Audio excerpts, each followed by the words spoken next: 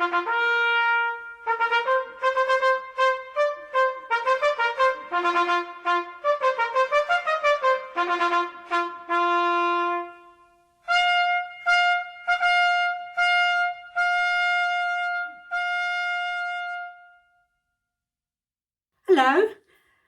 my name is Shani.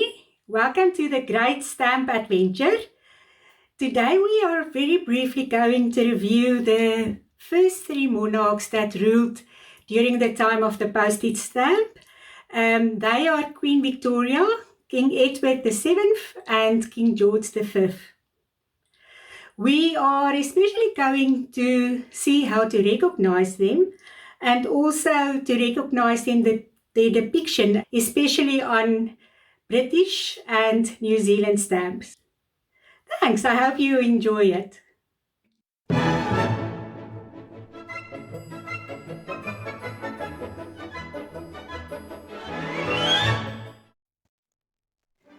Early on in my stamp journey, I realized I need to know the British monarchs.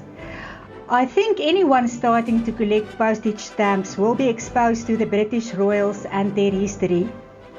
At least you will want to know at some stage what the very first stamp was, and this will lead you to the appearance of British monarchs on stamps. They also had a huge influence on a large part of the world, including its stamps. Since the first postage stamp was issued in May 1840, 7 British monarchs ruled over the United Kingdom, the British Empire and later the Commonwealth. These monarchs were abundantly pictured on especially earlier stamps. This episode is the first of 2 episodes. Let's meet the first 3 monarchs.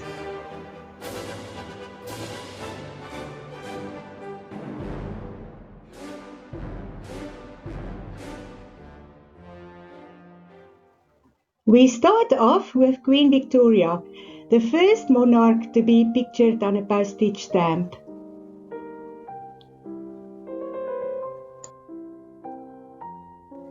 Princess Victoria was only 18 years old when she was crowned as Queen in 1857, following the death of her uncle William IV. She was the longest reigning monarch in English history, until the exceptionally long reign of her great-great-granddaughter, Queen Elizabeth II, exceeded hers. Queen Victoria ruled for about 63 years and 7 months, up to her death in 1901, when she was still wearing the crown at age 81. Queen Victoria had the Victorian era named after her. She reigned during a significant time in Britain's history, with immense industrial, political, cultural, scientific and military change. The Victorian era was also marked by a huge expansion of the British Empire.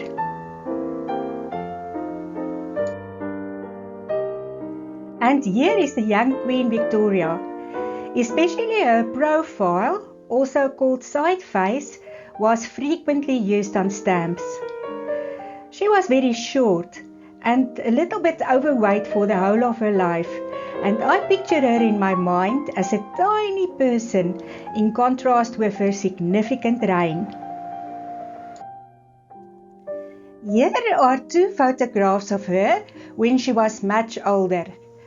After her husband died, when she was only 42, she always wore black. On the more well-known photographs and portraits of her, she was largely depicted as stony-faced and humorless. But reportedly, she had a beautiful smile, which lit up her whole face. Her voice was described as calm and beautiful, and she had an infectious laugh.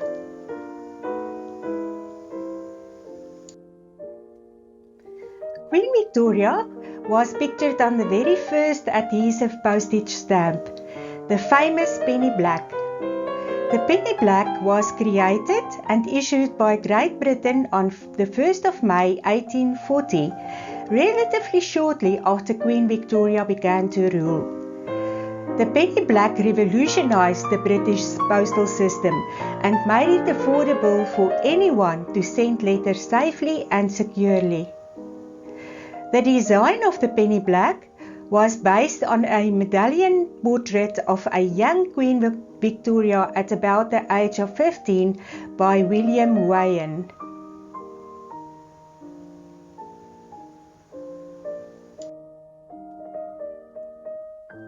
Here are some of the other British stamps featuring Queen Victoria during her reign.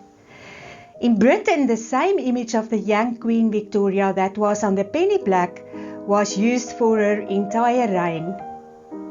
Rare Queen Victoria stamps are arguably some of the most valuable or sought after stamps.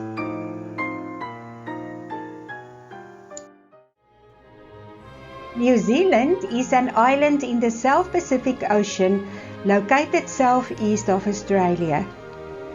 New Zealand consists of two main islands, the North Island and the South Island, and some smaller islands. British monarchs were notably used on New Zealand stamps because New Zealand became a British colony in 1841. 11 years later, self-governance was granted to New Zealand, and it got the status British Dominion, providing almost complete independence from the British government. New Zealand freely associated with the Commonwealth.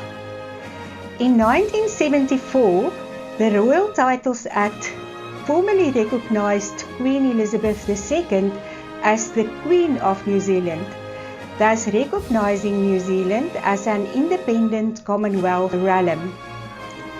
Presently, the ruling British monarch is still the head of state of New Zealand.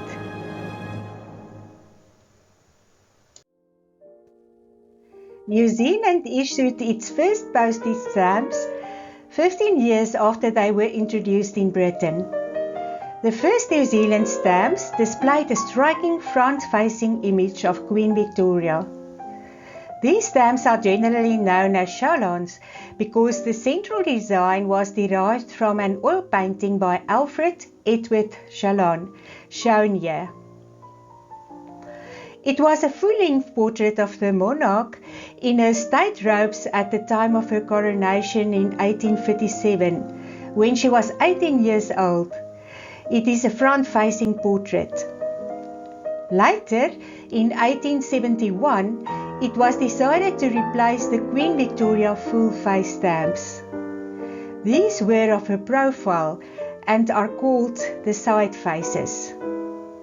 A first and later a second set of these Queen Victoria definitives were issued.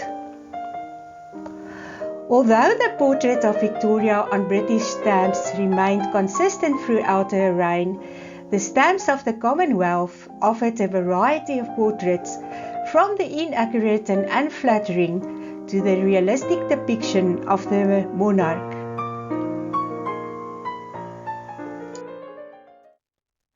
That brings us to Albert Edward, or Bertie, which was his nickname, the eldest son of Queen Victoria. Edward VII became king when his mother died in 1901. He was already nearly 60 years old. He ruled for a short time of only 9 years. He died of several heart attacks in 1910 at the age of 68. The period of his reign was known as the Edwardian era. Here are photos of King Edward VII, showing him from the front, at an angle, and in profile. In his younger years as Prince of Wales, he was known as a playboy and was heartily disapproved of by his mother. When he became king, he was the opposite of his mother and her ideals of family values, charity, thriftiness, and sexual repression. He lived for life's excesses throughout his life and reign. He was a man of great appetites. He loved food. He loved drink, he loved smoking and gambling, and he loved women. His gluttonous nature caused him to be considerably overweight. He married Alexandra of Denmark, but despite getting along well with his wife, he had more than 55 mistresses. King Edward was a good-humoured, kind, and had a common-sense nature. Despite his extravagant and wild private life, he turned out to be a skilled, hard-working and devoted ruler who modernized Britain's monarchy. He also was a skilled diplomat and a talented linguist, and improved relations between Britain and France, and became the first reigning British monarch to visit Russia. He was credited as a peacemaker for his work in maintaining world stability at a time when war seemed to be looming. Edward believed in equality, and he was unfailingly polite to everyone he met, no matter their class, race or gender. He was very popular during his short reign. On the day he died, Edward decided he did not want to take a rest as he needed to, but worked until the very end. Edward's death was greeted with great sadness across the empire. In Great Britain, stamps of King Edward VII were first issued in 1902, almost 1 year after the king's accession to the throne. During his short reign, this definitive set, only some of the stamps are shown here, was the only British issue of the king. No commemoratives were issued. The designs did not differ too much from the earlier ones of Queen Victoria, with the king's left-facing side profile remaining the main feature. Although Edward died in May 1910, stamps bearing his portrait were issued as late as 1913, as the introduction of King George V stamps was delayed. Here are some of the definitive stamps of King Edward VII issued by New Zealand. They feature a three-quarter view of the king's face.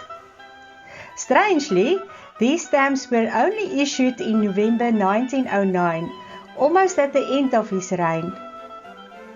In 1907, the status of Dominion was granted to the self-governing colonies of Canada, Australia, New Zealand and Newfoundland. This recognized these territories as autonomous communities within the British Empire and established them as equals to the United Kingdom. This issue was a celebration of New Zealand's newfound independence, and Dominion of New Zealand appears at the top of the stamps. The last definitive King Edward stamp was issued in 1912 with a colour change. Stamps depicting Edward VII continued to be produced and sold for over a decade after his death. When Edward VII died, his second son, Prince George, became king. King George V's reign started in 1910. He ruled for more than 25 years. He passed away in 1936 and was 70 years old at his death. Meet King George V. Being the second son, Prince George was not meant to be king, and initially he started with a naval career until the sudden death of his older brother, Prince Albert. This made him heir to the throne, and he was forced to leave the navy and lead the life of someone destined to be king. The greatest challenge of George V's reign was the outbreak of the First World War in 1914, which lasted until 1918. He won popular affection by showing effective war leadership and with his many visits to the front line and troops. During the war, he changed the name of the royal family to Windsor. He later started with Christmas radio broadcasts and increased his popularity even further. The King's Silver Jubilee, which marked 25 years of his rule, was celebrated in 1935.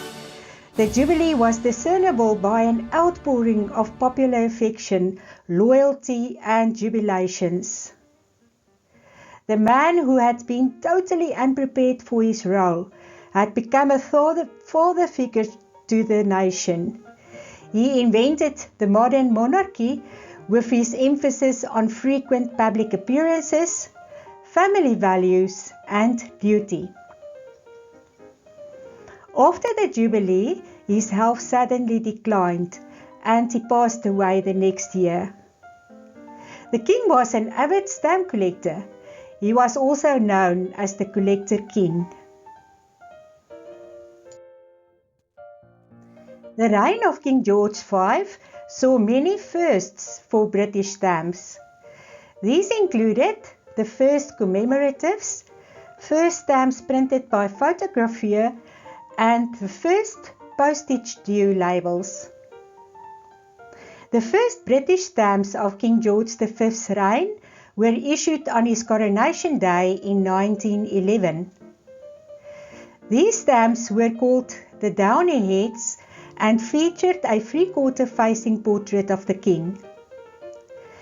The stamps were purely executed. They were not popular at all. The king didn't like them, and the people didn't like them either. The stamps were widely criticized. As a result, the following year, new stamps with a side-facing portrait was issued. Over the 25 years of the king's reign, 3 sets of definitives were issued.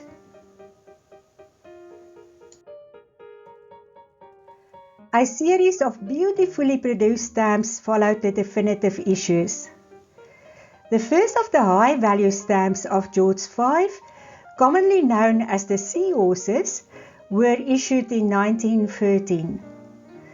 These stamps were widely popular and are some of the most famous British stamps ever made. The Seahorses were in circulation longer than any other British high-value stamp.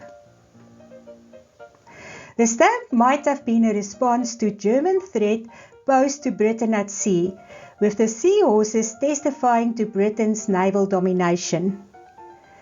During this turbulent era of war and economic turmoil, the stamps were issued as a symbol of patriotism and camaraderie. They depicted Britain as a powerful country and a ruler of the seas. The first commemoratives issued in Britain were for the 1924-25 British Empire exhibition at Wembley. This hugely ambitious exhibition was held as a celebration of the empire, to raise the country's spirit after the First World War and to promote trade and strengthen bonds with the colonies. The designs featured an imposing British lion and was intended to symbolize the British Empire. A profile image of King George V was used. The second set of commemoratives were issued for the 1929 Postal Union Congress in London. Finally, there was also the 1935 Silver Jubilee stamps of King George V. In New Zealand, definitive stamps depicting King George V were issued in 1915, 5 years after he became king. They featured a portrait of the king in profile which was influenced by the 1840 penny black stamp of Great Britain. They were issued in denominations ranging from a halfpenny to 1 shilling and were printed in a variety of colours. In 1926, a 1-penny stamp was issued depicting King George V in the uniform of a field marshal, and a further 2 stamps were issued depicting him as Admiral of the Fleet. Immediately following the cessation of World War I in November 1918, a request was made to issue a set of stamps commemorating the Declaration of Peace. The designs were intended to be imperial rather than national, with a modest indication of country of origin. The stamps were designed and manufactured in London and were available for sale in London 3 months before the issue was released in New Zealand. Some New Zealand collectors received copies of the stamps from British stamp dealers before the post office had released the issue. This caused sufficient commotion that a decision was made to in future not sell issues abroad. The shilling stamp features King George V, flanked by traditional Maori carvings. In 1935, 3 stamps were issued for the King's Silver Jubilee. I read in one of the comments to another YouTube video that some collectors find it difficult to distinguish between Kings Edward VII and George V, and I decided to add these comparisons between the 2 kings. This is King Edward VII from the front and from the side, and this is the front facing King George V, and this is his profile. Comparing the front face portraits of the 2 kings and also the side facing profiles, it is clear that they can look quite similar. King Edward VII was after all the father of King George V. In particular, both have a moustache and beard and high forehead. For me, the largest difference is their hair. King Edward VII clearly has less hair than King George V. The general shape of their faces are quite different, being more rounded in King Edward VII, caused by his quite nice life. The shape and angle of their noses are also somewhat different, especially in profile. The shape of their moustaches are also different, but this is not always apparent.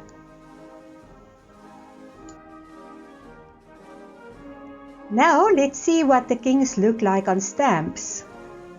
The similarity can be exacerbated by the different ways that they were depicted in different designs.